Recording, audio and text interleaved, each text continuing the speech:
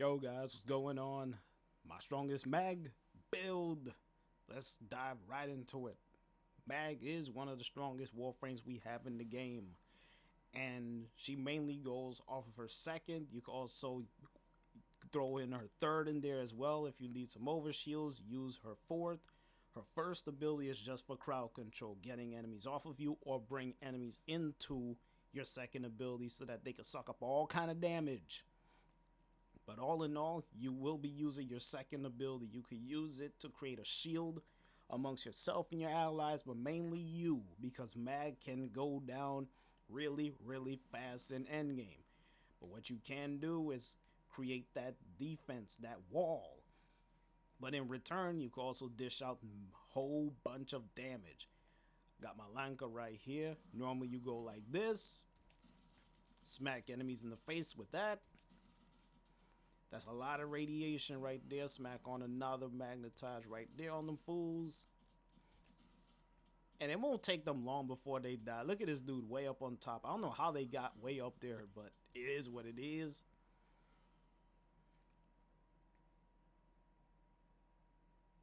I'm just going to leave this guy alone and let the explosion kill him because it's been doing a lot, and bam.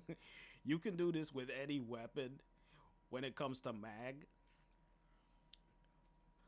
But also, like I said, what you can do, you can magnetize them and you can polarize them. Take away some of their armor, their shields, all that good stuff. So this is what I normally do. Magnetize them like this. Smack some Meritron shots up in there. And you can mix it and combine it. Go like that. Pick them up. And as you can see all the shards right there. And you magnetize them again. Use the same shards. And it will make magnetize even more deadlier. So these shards that once they drop. I'm surprised this dude is still alive.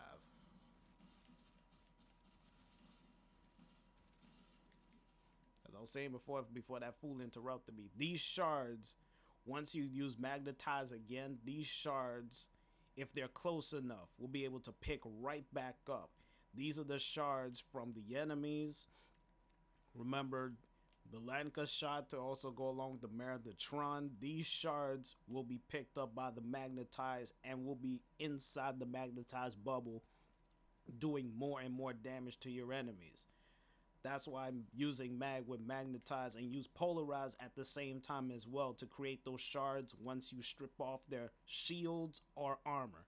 Shields are from the corpus, armor is from those heavy units in the void, Grenier, so on and so on. Mag is really adaptable when it comes down to survivability, just from the aspect of once you put your magnetize down, it's all about positioning afterwards, because if you're in a bad position, the enemies could shoot while you're in the magnetize as well, depending on the line of sight. If you're inside the magnetize and some enemy is outside, he could shoot and the bullet will pass through you, go right to the center, and it will do damage to you. So you have to be careful as far as with positioning.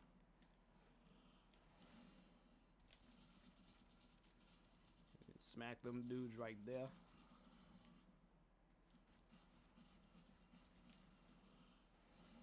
Smack that as well too. They see the shards right there bouncing. So you see, look at that. That's the shards I'm talking about. That's the stuff bouncing around. Using weapons that have a lot of punch through on them is really nice. You could take advantage of magnetize like that. Magnetize, polarize, have a weapon that has a lot of punch through. The Lanka is the best when it comes to sniper rifles because it has a lot of punch through. I know a lot of people like to use the Vectis, they like to use the Rubico, but as far as with punch through, having a weapon that has a lot of punch through really benefits magnetize in this respect.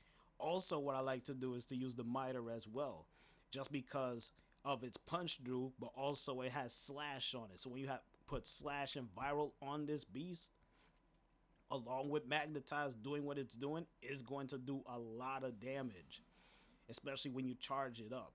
So I'm gonna do the same scenario again, but I'm gonna use the miter this time.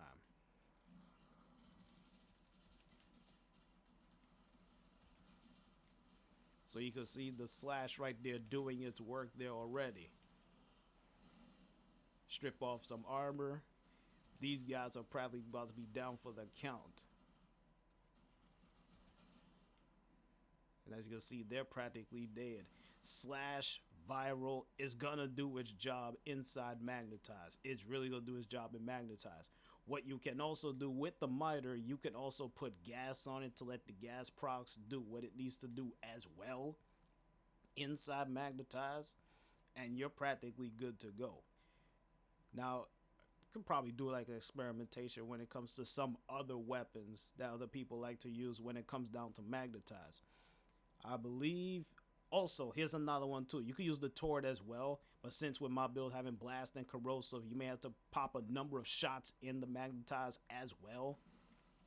So it may take you a little bit longer, but since my Torid is built for crit, it shouldn't take too long.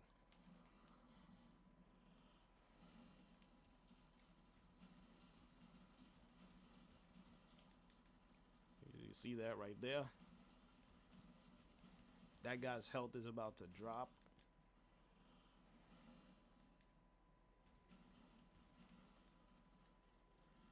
Okay, see, he's already dead.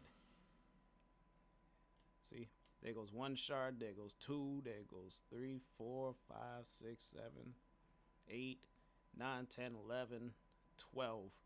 So there's like 12 shards on the ground there since I had to polarize them like a number of times, but it still got the job done as far as with the Torid. Blast, corrosive, strip off armor, all of that stuff. Mag is really versatile depending on the weapon that you choose for her. Another weapon you could also use is the Zarr as well. The Zarr, for mine, has blast and viral on it, but you combine that with magnetize, it's gonna do work. Slash and viral can do that, and when you put that on magnetize, ooh yeah.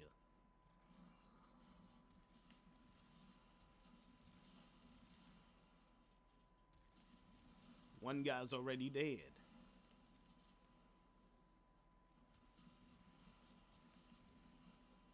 See? Look at all that that's in there. That is awesomeness. Awesomeness. So it all comes down to preference when it comes to weapon choice when you're using mag. As far as with secondary, I always use the Merilitron just because of radiation. Radiation makes enemies get confused. They start attacking each other. Of course, when you stack that up with the magnetize as far as with the damage output. And speaking of damage output, when it comes to my mag,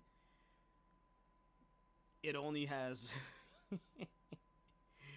it only has 130 to go along with that 235, 130, 128.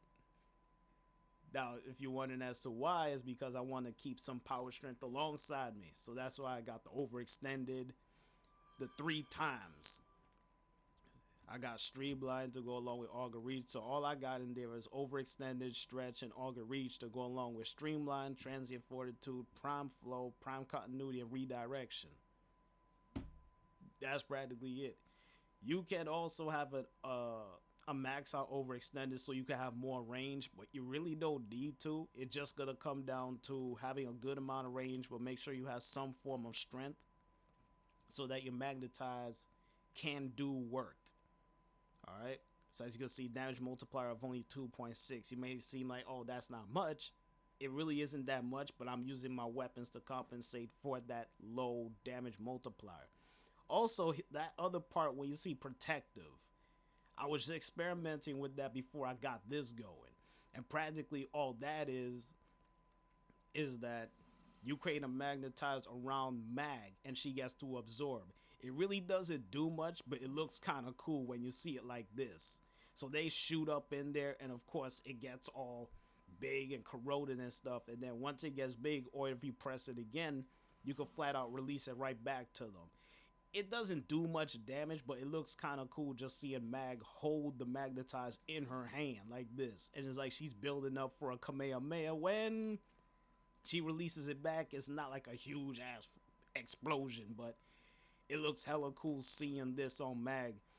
This will not protect you from blast splash damage when it comes to enemy weaponry, but as far as with bullets, it will protect you. It's just a matter of how you are able to keep yourself in line with the enemy so you can protect yourself while you have this on. But this is hella cool.